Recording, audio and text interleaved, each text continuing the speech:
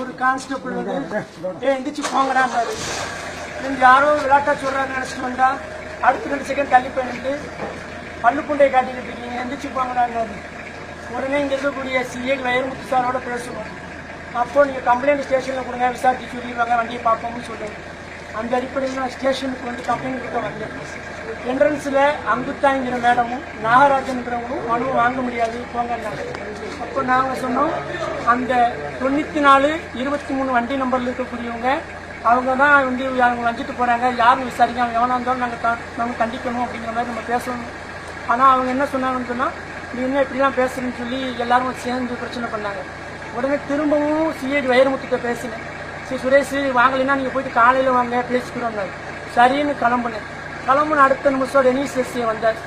அவர் வந்து அடுத்த நிமிஷம் பணுவை வாங்கி பார்த்தாரு.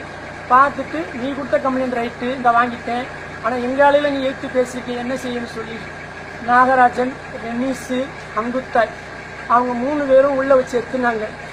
எஸ்ஏ ரெனீஸ் தன்னுடைய உயிர்த்தலை சிப்பை திறந்து என்னை ஊம்புனா நான் உன்னை வெளியே விடுறேன் என்று சொன்னார்.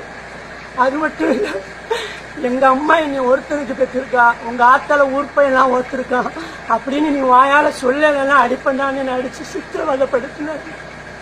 ஒரு தலித் சமூகத்தை சேர்ந்ததுனால ரெனீஸ் எஸ்ஏ என்னை ஊப்ப சொல்லி எங்க ஆத்மாவை தேவையான்னு சொல்லலைன்னா நான் அடிப்பேன்னு சொல்லி நாகராஜனும் ரெனீஸும் அங்குத்தாயும் சேர்ந்து மாறி மாறி எடுத்துனாங்க.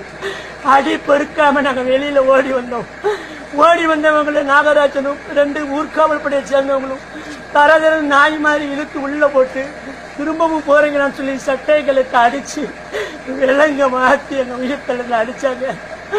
நாகராஜன்கிற காவலர் சொல்றா, நீ ஒரு தடவை மாத்தால தேவடியான்னு சொல்றா, நீ ஊம்புவேன்னு சொல்றா, நான் உன்னை விடுறேன்னு சொன்ன, தண்ணி குடுங்க நான் ஊம்ப சொல்றாங்க. மோசமா நடத்துறாங்க. பத்திரிகை ஊடகங்கள் தயவு செய்து தாழ்த்தப்பட்ட ஒரு ஆணையம் ரெனீஸ் மாதிரியான ஆட்கள் நாகராஜன், அங்குத்தாய் இவங்க 3 பேர் வேலை நடவடிக்கை எடுக்கணும். இல்லைன்னா நான் சூசைட் பண்ணி சாவேங்கிறது அந்த நேரத்தில் தெரிவிச்சு முது